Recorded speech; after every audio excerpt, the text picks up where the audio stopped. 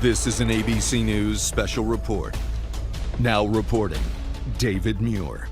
Good afternoon. We're coming on the air for a moment here. The closing bell on Wall Street ending what has been a very tumultuous 2 days for the stock market. Another day of steep losses here after President Trump announced his sweeping tariffs. Millions of Americans obviously worried about rising prices and about their 401ks already taking a hit in the last 48 hours. Take a look at the closing bell there. The Dow down 2,200 points, closing well below 40,000 there at 38,314. The loss over the last couple of days, the Dow now falling well below 40,000. As I mentioned, the Nasdaq and S&P 500 also recording major losses today, both down more than 5%. The Dow immediately dropping more than 1,000 points after the opening bell sounded this morning. The markets spiraling globally over President Trump's tariffs on America's trading partners. Of course, those tariffs then paid for by businesses and companies bringing products into this country, and economists say then passing those prices on to consumers here in the U.S. Many of these countries have signaled that they will take counteraction with their own tariffs against the U.S. In fact, today, China announcing it will be imposing a 34% retaliatory tariff on all U.S. products.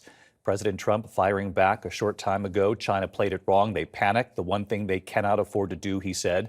The president insisting my policies will never change. And just a short time ago, he said only the weak will fail.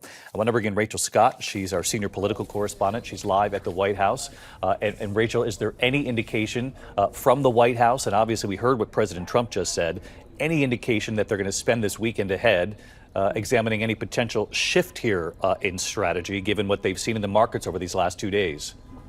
Well, David, I just spoke to a senior White House official who told me they are staying the course. That official pointing to me to the president's statement that he put out just moments before the stock market closed, saying that only the weak will fail. The president has been largely out of sight today. He has been on the golf course. He did respond to those retaliatory tariffs by China, saying that they played it wrong. The president is insisting here that this is going to lead to an increase in manufacturing jobs here in the United States. But he has acknowledged that could take time, possibly a 2-year-long process. The president has also acknowledged that there will be some disturbance, some short-term pain, he says, for the American people. The message from the White House is to trust this president, to trust this White House. But right now, David, they are moving forward with these sweeping tariffs as planned. But as you say, Rachel, the White House saying manufacturing, it could take some time, up to 2 years to come back. Economists saying that could be 3 to 5 years before some of these factories that they're talking about could be up and running here in the U.S. I want to take our viewers back to the closing numbers here.